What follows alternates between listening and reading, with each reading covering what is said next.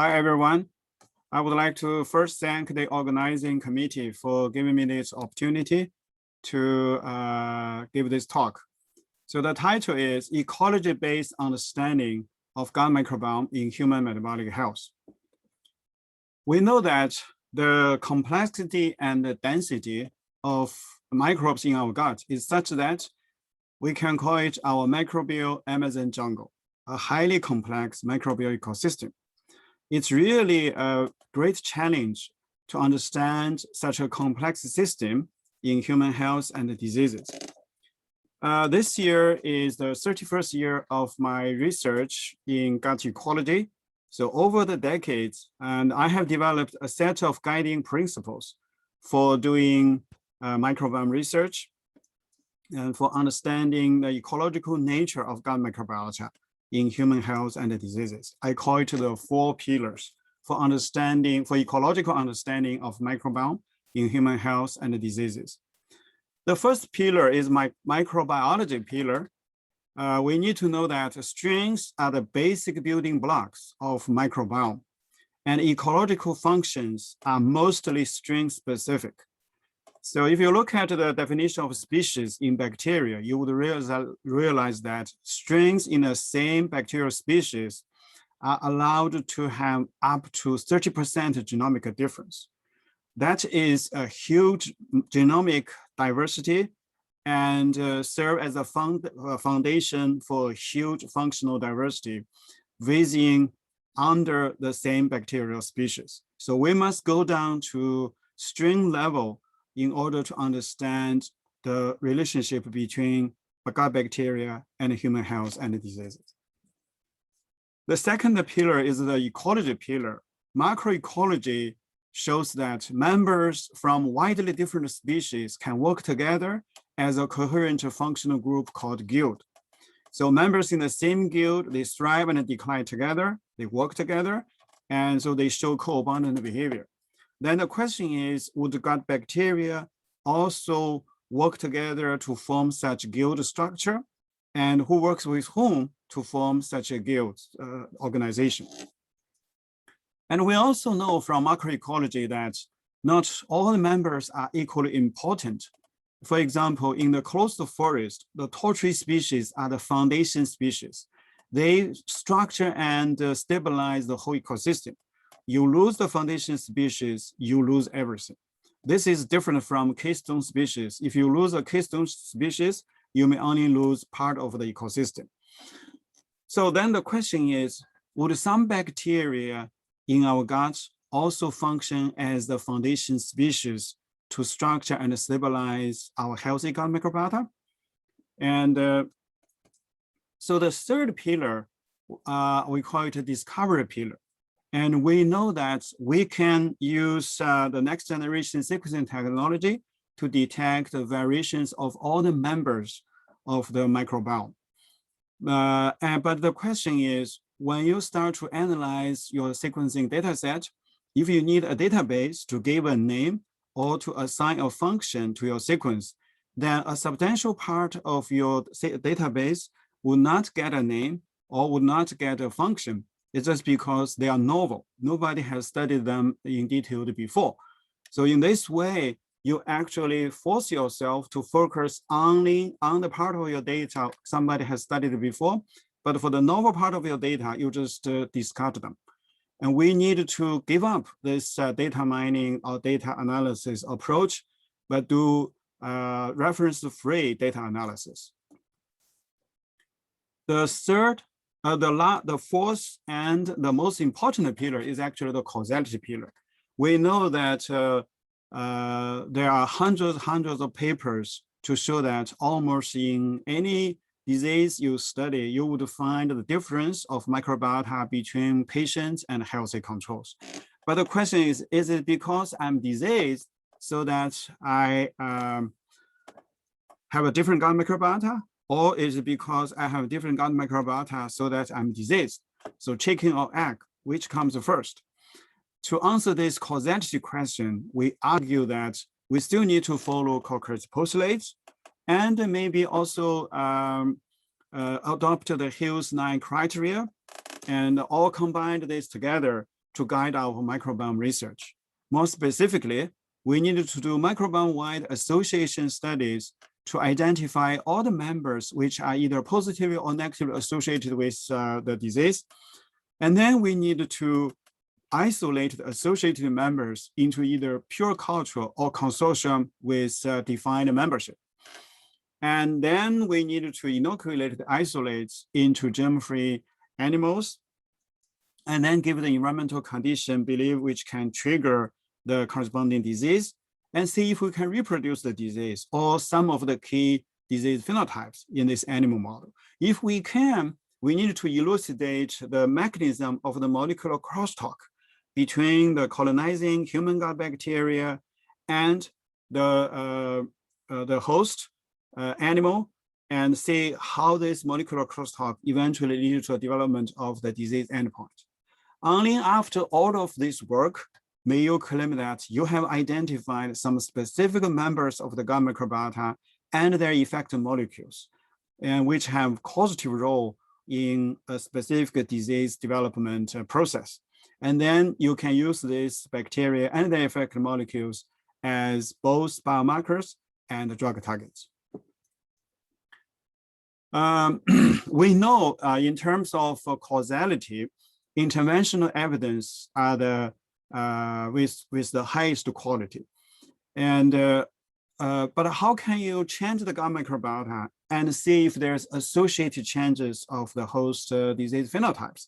So in before, during, and after the intervention, you may collect a urine, blood, and fecal sample and analyze molecular level variations in all the 3 windows and correlate them with each other, and also correlate them with the clinical parameters. So in this way, you may have a very firm understanding on who might be associated and also potentially causatively contributing to disease progression and or disease alleviation. But how can you change the microbiota in human and improve the disease phenotypes, hopefully at the same time? So diet is obviously the most important approach. And we know that our gut is essentially a walking bioreactor. Anything in our diet which are non-digestible or undigested would become nutrients available to support the continuous growth of gut bacteria. And nutrients derived locally from our gut, like mucins, left cells, and they also would become available to support the continuous growth of bacteria. And bacteria need to continuously grow in our gut to make the compensation of the loss through bowel movement, and so that it can keep a relatively stable population level. At the same time, when they are growing, they produce various bioactive compounds, detrimental or beneficial, and which can affect our health. So over the years, after a series of animal model study, we developed a dietary scheme which can provide balanced nutrition to the host, but at the same time include as much as we can very diverse non-digestible carbohydrates, or you can call them dietary fibers, and also various bioactive compounds from plants, but with very low bioavailability. So we call this dietary scheme Feed Me, Feed My Microbiome diet. And I myself was the first volunteer to try this diet, change my microbiome, and lose about 45 pounds of my body weight and recovered from metabolic syndrome. Since then, we conducted a series of clinical trials in obese children and adults and type 2 diabetes patients. And now we start to move to other diseases. I would like to give you today one example. We do dietary intervention changing the gut microbiota in type 2 diabetes patients. And this diet is rich in fermentable dietary fibers. So we randomize type 2 diabetes patients into 2 groups. One is a so-called EuroCare group. They take their diet as advised by China Association of Diabetes. And then the treatment group would have the same level of calorie intake and macronutrients intake. However, they have extra around 25 more grams of very diverse fermentable fibers, extra dietary fiber intake. And both groups had the same standard medication, acarbose, which is an amylase inhibitor, can slow down starch digestion. Part of the undigested starch would eventually escape digestion and absorption and become also dietary fibers available in the gut for beneficial bacteria to ferment. So this is a 3-month intervention. We can see that there is a treatment-specific clinical benefit in terms of reduction of HbA1c, fasting blood glucose level, body weight, and many other clinical parameters. So because of the RCT design, we can only attribute the actual clinical benefit in the treatment group to the actual dietary fiber intake. So we establish a causal relationship by the RCT design between the intervention, the high fermentable fiber diet, and the clinical endpoint, the alleviation of clinical parameters. And we know that dietary fiber can provide energy to some gut bacteria if they can ferment these complex carbohydrates, and so that they can gain growth advantage over others. So dietary fiber may potentially promote some bacteria and change the gut microbiota. So that we transplanted the gut microbiota from the baseline and also 3 months after intervention of the same participant to germ-free mice. And we can say that the baseline gut microbiota from the patient induced insulin resistance and increased glycemic response of the recipient mice. But the 3 months after dietary intervention microbiota did not. So this is a strong causality evidence to show that dietary fiber-induced changes of the gut microbiota may have positively contributed to the improvement of disease phenotypes. And we know that fermentable dietary fibers can be fermented by some gut bacteria and produce short-chain fatty acids. And short-chain fatty acids are the bioactive effector molecules, which may change our physiology, immunity, and metabolism. So we profiled 6 short-chain fatty acids. 4 of them showed no difference between the 2 groups and also declined after intervention. So they could not be responsible for the improved disease phenotypes. And then acetic acid showed no difference in the 2 groups, and they also showed a slight increase and maintained the same level during the trial.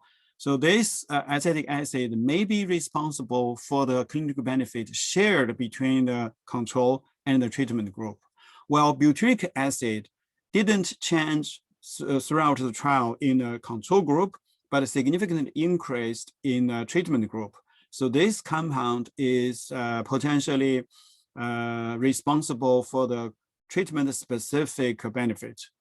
We know from a lot of previous publications from various labs that acetic acid and butyric acid can bind to GPCR4143 receptor of the gut L cell and stimulate the production of a gut peptide hormone called GLP-1. GLP-1 can actually stimulate beta cell to produce more insulin. So we indeed observed increased GLP-1 production and also increased insulin secretion in the treatment group. And so these are showing that dietary fibers after fermentation and produce short-chain fatty acids by some gut bacteria can stimulate GLP-1 production and increase insulin secretion. This might be one pathway how dietary fibers, fermentable dietary fibers, may improve type 2 diabetes. But there's another significant change That is the reduction of gut pH in the participants. We know gut pH is a very important physical chemical condition which can change the growth behavior of many members of the gut ecosystem. So we look at the changes of the gut ecosystem by using shotgun metagenomic sequencing of all the 172 fecal samples collected at 4 time points from each participant in both groups. And we eventually identified nearly 5 million non-redundant microbial genes based on the principle that if 2 genes are originally in the same genome, their abundance change across different samples would be exactly the same.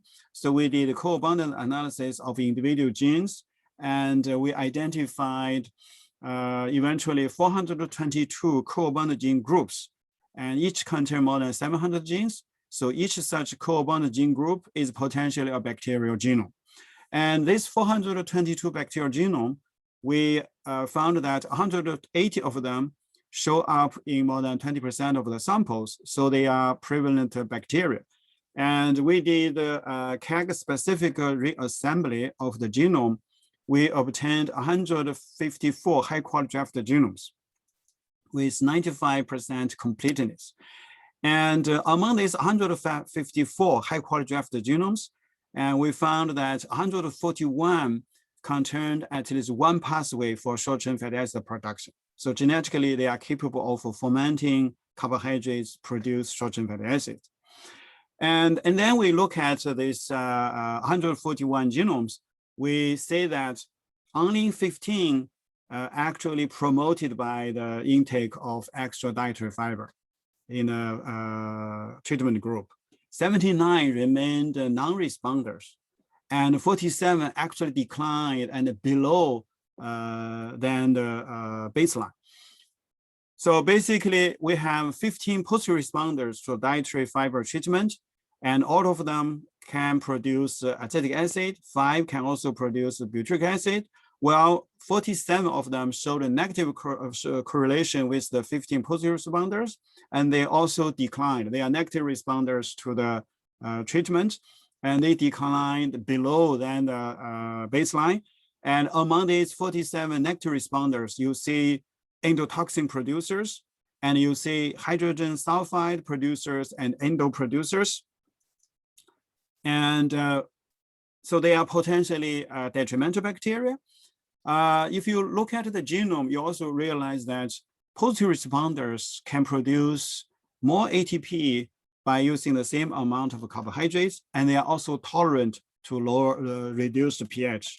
And while the non-negative responders, they grow slower, and they also cannot tolerate lower pH. So this is probably why after some time of growing on the supplied extra dietary fibers, you start to see segregation. So the positive responders would outcompete the negative responders and take over the ecosystem.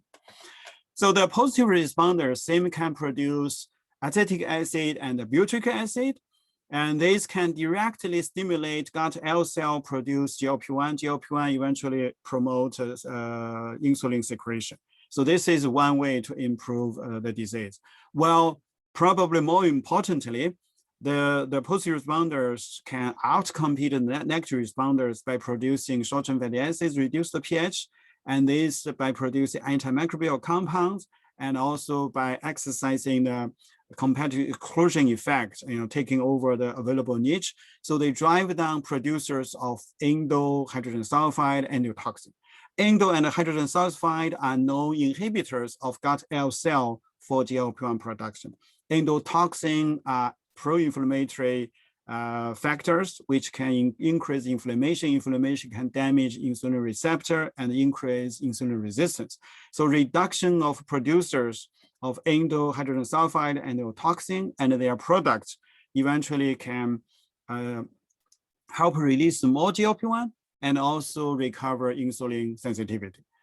So more specifically, we start to isolate live culture corresponding to each of the 15 positive responders. For example, this particular isolate corresponding to the genome Bifidobacterium pseudocannulatum, and it showed the protective effect against high-fat diet-induced obesity in mice, and it also lowered the fasting glucose level in germ-free mice inoculated with type 2 diabetes patients' gut microbiota. So this is actually complete the cycle of co-occurrence postulates to demonstrate that even beneficial bacteria can be identified as a causative agent for the beneficial effect by following co-occurrence postulates. And if you look at these 15 strings, they work together, they increase or decrease together, but they are from 3 different phyla. So they seem to form a guild. And they are not just a common guild, they seem to be a guild which plays the role of torches to a macro ecosystem. So they seem to be a foundation guild, because when they come back at a high enough population level, they reduce the pathogens and the detrimental bacteria, and then they structure and stabilize a healthier gut microecosystem. And interestingly, not everybody has all these 15 strains in their gut as their foundation guild, and the diversity and abundance, which can be recovered after the dietary intervention, as reflected by this active short-chain fatty acid producing index, is negatively correlated with the HbA1c. So the more such bacteria exist in your gut and can be promoted to a high abundance, the better clinical outcome the patient can eventually achieve. And you can actually even, based on this negative correlation, you can even predict after 1 month, you get the ASB index and it's no longer increased. And then you can use this 1 month after intervention index to predict the HbA1c reduction after another 2 months. So basically, we found that everybody has different bacteria serve as their foundation guild. And each members of the foundation guild may have a substrate spectrum in terms of utilizing carbohydrates. So basically, the same fermentable fiber by my gut microbiota foundation guild may not be fermentable by your foundation guild. So this opens a new avenue for personalized nutrition. In summary, I would like to emphasize that we need to follow the 4 pillars to achieve ecological understanding of microbiome in human health and diseases. And first, microbiology pillar. And so the building blocks of microbial ecosystems in our gut or in any part of our body, our microbiome, and are the strings. And ecological functions are string specific. So we need to strive to achieve string level analysis. And the second, no single string can do the work. So strings actually from very different species work together as a functional group to exercise ecological functions. And because of that, we need to do guild-based data analysis instead of taxon-based analysis. We should stop using species, genus, family, or phyla as if they are functional units and correlate them with disease elevation or disease progression. This is a fundamentally problematic approach for analyzing our data. In addition to losing novelty of your data, you are actually analyzing correlation of spurious variables with your clinical parameters. And lastly, but not least importantly, we need to keep always the causality pillar in mind, provide as much causality evidence as you can in your whole microbiome study. I would like to acknowledge the contributions of my staff, students, collaborators, and the funding agency. And thank you again for this great opportunity. Thank you so much.